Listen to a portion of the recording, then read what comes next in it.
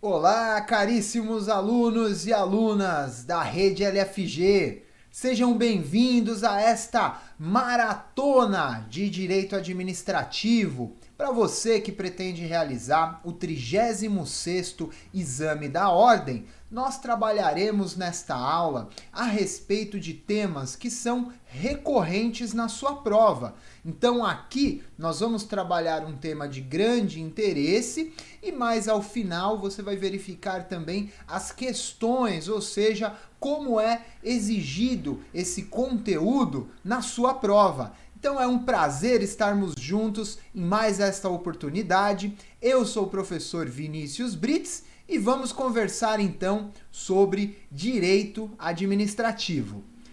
Você sabe me dizer quais são os temas mais recorrentes no exame da ordem?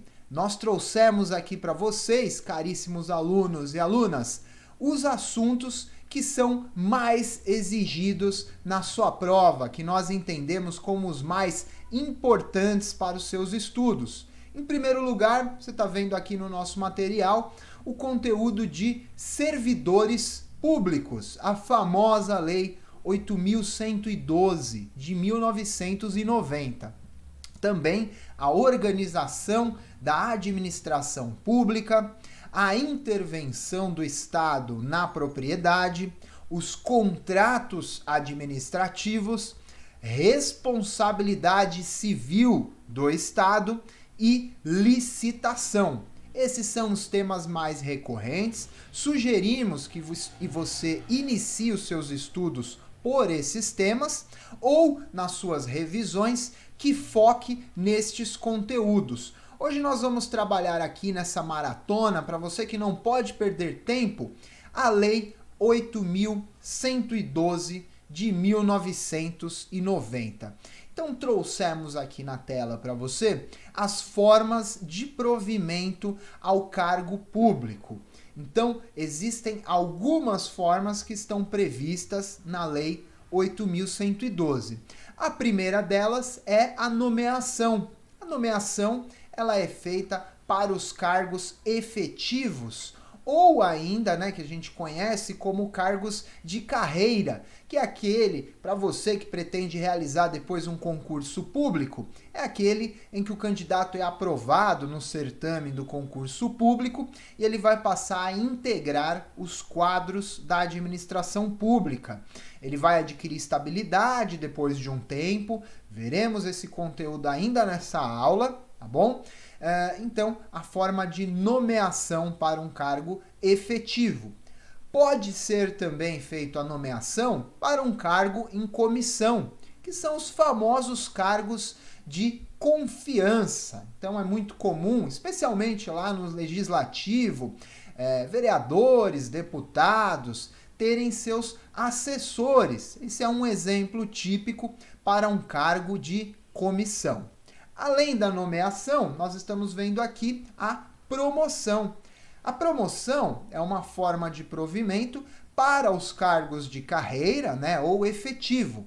E aí, leva-se em consideração os cargos sucessivos e ascendentes. Ou seja, ele entra, por exemplo, num auditor da Receita Federal em determinado nível, nível 3, aí ele vai passando depois para o nível 2, nível 1, até ele ter cargos sucessivos e ascendentes, ou seja, um na sequência do outro e sempre ele está crescendo na profissão dele, tá? Além disso, o servidor, a servidora, ele pode ter um provimento por meio da readaptação.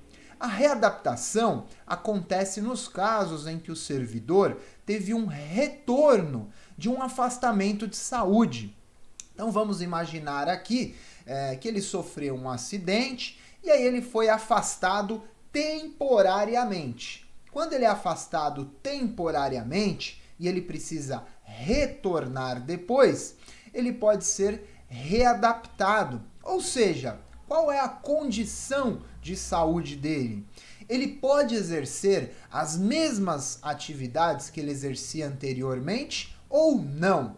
Então, pode ser feito uma readaptação, tá? Existe também a reversão. A reversão, pessoal, é o retorno do servidor aposentado. Mas, professor, se o servidor se aposentou, ele pode retornar? Nós vamos verificar aqui nessa aula também. Há hipóteses específicas, tá? Lembrem-se sempre, nós estamos trabalhando aqui da lei que rege o Estatuto dos Servidores Públicos.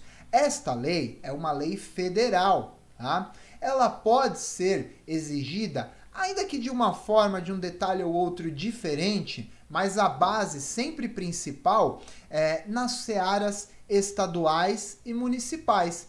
Ela se aplica, portanto, a Lei 8.112 ao servidor de nível federal, porém, os estados e os municípios utilizam esta lei como base para aplicabilidade nas suas searas de competência, seja estadual ou ainda municipal, tá? Bem, estamos vendo aqui ponto a ponto, né? Nomeação, promoção, readaptação, reversão e ainda existe a reintegração e a recondução, tá? A reintegração, ela vai ocorrer numa hipótese em que o servidor ou a servidora tenha a demissão, mas essa demissão, ela acaba sendo invalidada. Então vamos imaginar uma situação em que o servidor público passa por um processo administrativo e lhe é aplicada uma pena de demissão. Caso posteriormente a aplicabilidade disso ele recorra, seja na via administrativa ou ainda judicial, e tenha que retornar ao serviço público, vai ser-lhe aplicado, portanto, a reintegração, inclusive com ressarcimento eventual de valores que não lhe foram pagos durante o período. Vamos verificar com calma. E, por fim, a figura aqui da recondução. A recondução, ela é o retorno decorrente de uma inabilitação em estágio probatório relativo a outro cargo. Inclusive, a recondução nós trabalhamos em específico em outra aula e eu vou dar um rápido exemplo aqui. Já foi até exigido isso na prova da OAB. Vamos imaginar que uma candidata, ela era uma servidora de nível médio. E aí, ela já tinha adquirido a estabilidade. Posteriormente, ela prestou uma prova, um vestibular, passou no nível superior e conseguiu concluir a graduação dela em nível superior. Ela presta um concurso para administração pública para cargo de nível superior e passa. Sendo aprovada, vamos imaginar a situação. Ela tem um cargo de ensino médio e foi aprovado no nível superior. Aqui, ela já tem a estabilidade no ensino médio, mas no ensino superior, ela vai passar pela avaliação do estágio probatório. Na hipótese em que ela não seja aprovada naquele cargo de nível superior, ela pode pedir a recondução para o cargo de ensino médio. Vamos ficar atentos, porque isso já caiu na prova da OAB exatamente dessa forma que eu estou trazendo.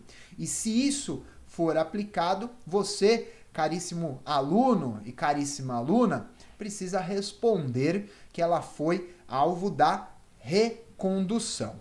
Mas vamos dar uma olhada específico na lei em todos os seus incisos que estão previstos aí, essas formas de provimento ao cargo público: nomeação, promoção, readaptação, reversão, aproveitamento, reintegração e recondução. Tudo isso previsto na lei. Vamos falar aqui um pouco melhor a respeito da reversão. A reversão é o retorno à atividade do servidor aposentado.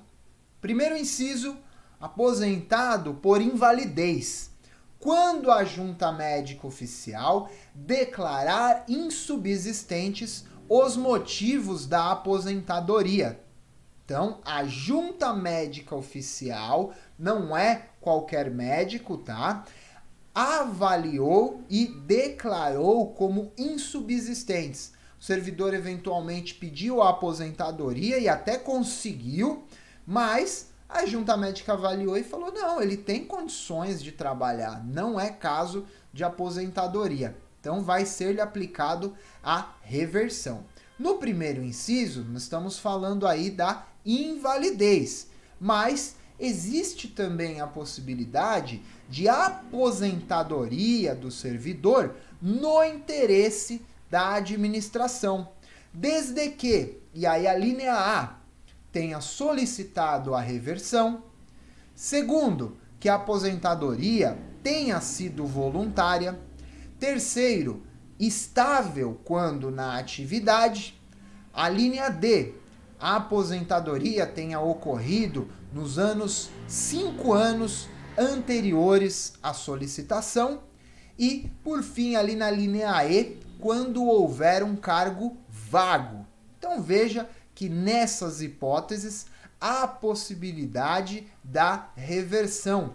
Nunca se esqueça, caríssimo aluno e aluna, tudo que for feito na administração pública precisa estar previsto aonde? Na lei, tá? Não adianta um servidor inventar moda, não adianta a administração fugir do princípio da legalidade. Se está previsto na lei, tem que ser aplicado, tem que ser feito pela administração pública, tá bom? Vamos ficar atentos então quanto a isso. A reversão, portanto, é uma forma aí de provimento à administração pública, a um cargo da administração pública. Vamos trazer aqui agora um conceito acerca da estabilidade. E a pergunta que eu faço para você: a estabilidade, para você conseguir passar aí, ter a estabilidade num cargo, ela decorre do quê? Vamos imaginar que é muito comum. Primeiro, concurso público, certo? Então, fez o concurso público, foi aprovado, ele entra, forma de nomeação, lembra? Forma de provimento ao cargo público, e aí ele vai trabalhar. Passaram aí 3 anos, a gente fala que existe um estágio probatório. Durante 3 anos, esse servidor ainda não adquire a estabilidade. Ele só vai adquirir a estabilidade após esses 3 anos. Então, concurso público e 3 anos de efetivo exercício. Ok, é só isso? Vamos tomar cuidado, hein? A grande maioria erra nesse ponto. A maioria vai dizer que sim. Concurso público, mais 3 anos, adquiriu estabilidade. Mas não é só isso, pessoal. Tem um detalhe importantíssimo. Vamos dar uma olhada na lei? Olha lá. Constituição Federal, artigo 41. No seu parágrafo 4º, diz o seguinte: como condição para a aquisição da estabilidade, é obrigatória a avaliação especial de desempenho por comissão instituída para essa finalidade. Então veja, lá onde o servidor estiver prestando o serviço dele, ao final dos 3 anos, ele vai ser submetido a uma avaliação de desempenho. E o que ele fez nesse período? Tá bacana? Tá tudo certo? A comissão vai falar: legal, pode dar estabilidade para ele, a gente quer esse servidor, essa servidora aqui conosco. Agora vamos imaginar que durante esses 3 anos, apesar dele ter passado num concurso público, ele não teve um bom desempenho, não se esforçou, não se dedicou. Veja, nesse caso, a comissão pode dar uma avaliação negativa. E se assim o fizer, ele não adquirirá a estabilidade. Então, vamos tomar muito cuidado, seja para a realização da sua prova, seja para a realização de um concurso público, ou ainda para você, quando estiver advogando, que já você vai passar no exame da ordem, quando você estiver advogando e o seu cliente te procurar, você tem que ter isso em mente. A estabilidade, como estamos vendo aqui, ó, ela tem as exigências do concurso, então aprovado na prova dele de concurso público, mais 3 anos de exercício. E é só isso? Não! Também é preciso avaliação especial de desempenho, uma avaliação positiva, tá? Essa avaliação tem que ser instituída por uma comissão específica para essa finalidade. E aí, conseguiu acompanhar? Conseguiu compreender bem? Não podemos deixar passar em branco, hein? Vamos dar uma olhada aqui numa outra forma de provimento aí, uma forma que está prevista na 8.112, que é a remoção. O que é isso, professor?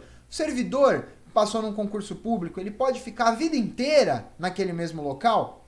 Pode ser que sim, pode ser que não. Vai depender aí do que acontece no transcorrer do tempo. O artigo 36 diz para nós o seguinte: a remoção é o deslocamento do servidor, a pedido ou de ofício, no âmbito do mesmo quadro, com ou sem a mudança da sede. Parágrafo único. Para fins do disposto nesse artigo, entende-se por modalidades de remoção, inciso 1º, de ofício, no interesse da administração. Então, se a administração pública achar que é necessário fazer a remoção desse servidor, ela pode fazer, tá bom? Desde que justificado, procedimento administrativo, tudo bonitinho. Inciso 2, a pedido, a critério da administração. Então, quem pede nesse caso é o servidor, porém, o critério vai depender da administração. Ela pode ou não pode conceder. Então, aqui cabe o juízo de admissibilidade, a questão de ser interessante para a administração pública ou não, tá bom? E o terceiro inciso, que eu diria também que é um dos mais importantes, a pedido do servidor, vai para uma outra localidade e independente da administração. Mas por que independente? Existem casos específicos. Vamos dar uma olhada? Primeiro, na linha A, para acompanhar um cônjuge ou um companheiro que também seja servidor público civil ou militar de qualquer dos poderes da União, dos estados, do Distrito Federal, que foi deslocado no interesse da administração. Então veja, eu servidor, casado com outra pessoa que também seja servidora, e aí meu cônjuge, seja o marido, a mulher, o que for, foi transferido. Foi transferido para outra localidade a pedido da administração. Quem pediu, portanto, foi a administração. Eu vou ficar sozinho? Não dá. Minha família foi dividida e não foi interesse meu. Foi interesse da administração. Então, por favor, administração, já que transferiu a minha esposa, eu quero a minha transferência também. Veja, não cabe nem juízo de admissibilidade aqui. A lei está dizendo, se o meu cônjuge for separado e ir para outro local no interesse da administração, eu posso ir também. E aí eu peço, não cabe nem critério nenhum, vai ter que conceder a administração pública, tá?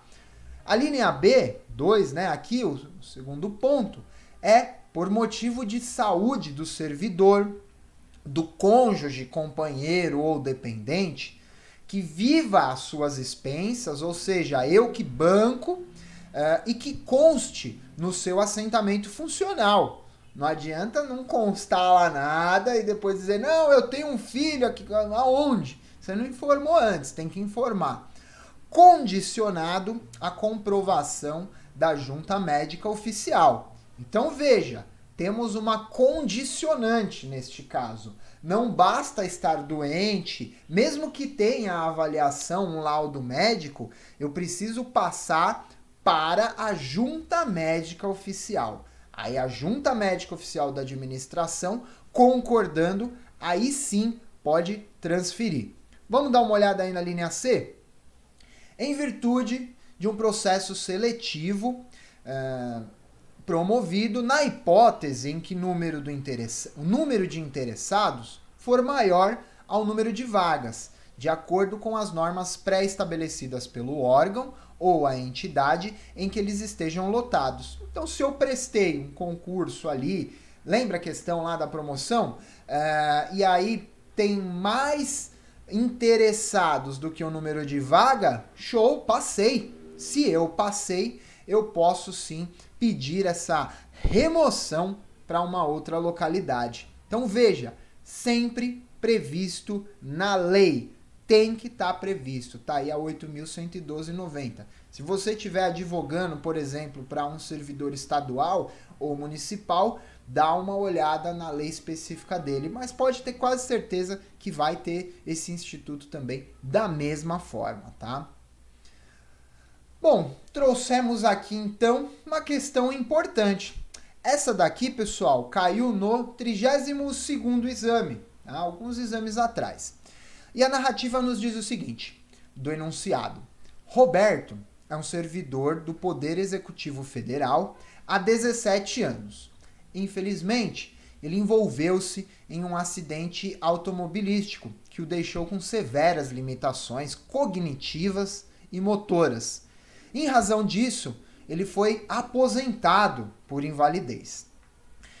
2 anos depois da sua aposentadoria e diante de um intenso trabalho de reabilitação, Roberto recuperou seus movimentos e também a sua consciência. Ainda bem, Roberto. Ficou melhor, investiu tudo que podia e agora ele está bem, tanto fisicamente quanto a questão da nossa consciência, tá? Vamos imaginar que o Roberto procura você, caríssimo colega, advogado e advogada. E aí, na qualidade de advogado consultado, vamos responder a 2 itens. Primeiro, supondo que o Roberto tivesse direito ao auxílio alimentação, lá no cargo dele. Tá tudo bonitinho no Olerite, ele recebia na ativa. Ao ingressar na inatividade, ele também mantém esse direito? Vamos pensar e responder. Vamos imaginar que você não leu a Lei 8.112. Acho muito difícil, tenho certeza que você já leu. Se não leu, pare o vídeo agora. Vamos dar uma lida pelo menos nos artigos que a gente mencionou aqui. Ele tem direito ao auxílio alimentação? Ele está na inativa, ele não está indo trabalhar todo dia. Será que tem ou não? Uma questão lógica, você, o que você responderia? Sem olhar a lei. Será que sim? Será que não? É razoável? Não é razoável? Alguém teve culpa que ele foi afastado? Não teve culpa. Alguém mandou ele ser afastado? Não, ele também não queria. Mas, de fato, ele ficou na residência dele. Ele não esteve lá, por exemplo, fazendo o horário de almoço dele. Tem direito ou não? Vamos dar uma olhada agora na resposta. E no artigo, aí inciso, desculpem, no ponto B, segundo questionamento. Ao recuperar os movimentos e a capacidade cognitiva, é cabível, segundo a legislação federal, Lei 8.112 de 90, o retorno de Roberto à atividade antes desempenhada? Lembra que a gente acabou de ver as formas de provimento aí da administração? A resposta tá lá, hein, pessoal? Bem, sem mais delongas, se você quiser responder em casa, dá uma pausa aí no seu vídeo, que a gente pode verificar juntos aqui, tá bom? Mas, para a nossa aula não ficar muito extensa, vamos seguir adiante com a resolução. Vamos lá? A resolução da alternativa A. Não tem direito ao auxílio alimentação, uma vez que ele é exclusivo dos servidores ativos, de forma que ele, ao passar para a inatividade, ele perde tal direito, em conformidade com a súmula 55 do STF, que diz o seguinte: o direito ao auxílio alimentação não se estende aos servidores inativos. Então, seja aposentado por invalidez ou pela idade, ele não vai ter direito ao auxílio alimentação. Veja, conversamos há pouco, né? É uma questão aí até lógica. Se ele não estava fazendo horário de almoço, ele não estava em todo dia, pela lógica eu posso pressupor que realmente ele não tenha direito, tá? E a alternativa B, ele pode voltar ou não? Vamos dar uma olhada? A alternativa B, ele pode voltar sim, pessoal. É o Instituto da Reversão. Acabamos de ver aí, ó, no artigo 25, inciso 1º da Lei 8.112 de 90. Ele faz jus, portanto, ao retorno na atividade antes desempenhada. Lembra que ele retomou tanto a questão física quanto a questão da consciência? Então ele tem direito à reversão. Que bom, Roberto, que ele conseguiu se recuperar. Agora ele pode sim voltar ao trabalho.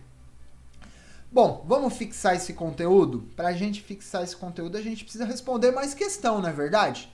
Você aí que vai fazer a OAB, depois de repente até concurso público, vamos evoluir aqui. Vamos dar uma olhada em mais uma questão? Essa daí, pessoal, é do 34º exame, tá? Trouxemos um exemplo bem ilustrativo aqui, que já foi exigido na sua prova, e é recorrente, hein? A Lei 8.112 de 90 é recorrente. Se você não sabe por onde iniciar seus estudos, comece por ela, tá bom? Vamos lá dar uma lida no enunciado dessa questão. João e Maria são servidores públicos federais estáveis. 3 anos, concurso, 3 anos, comissão especial para avaliar o desempenho, tudo ok. Adquiriram estabilidade. Ok. Eles são ocupantes de cargo efetivo e estão lotados no mesmo órgão, sediado no município do interior do estado Alfa.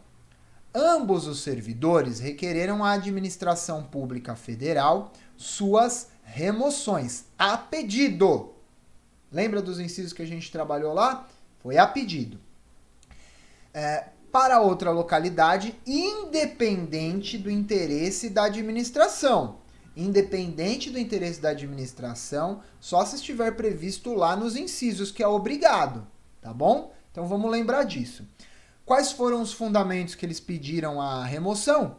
Vamos lá. Primeiro, João, ele pretende se remover no mesmo quadro, com a mudança da sede para a capital. Ele está hoje no interior, quer ir para a capital. Ok. Ele quer acompanhar a cônjuge dele, a Joana, que é uma servidora pública civil do estado Alfa, que acabou de ser removida a pedido para órgão sediado na capital do citado estado. Veja, é a pedido. A Joana não foi removida no interesse da administração. Ela que pediu. Pode o cônjuge dela também ir ou não? É o primeiro ponto. Vamos dar uma olhada aqui no segundo ponto. Maria pretende se remover no âmbito do mesmo quadro também lá para a sede da capital, por motivo de saúde.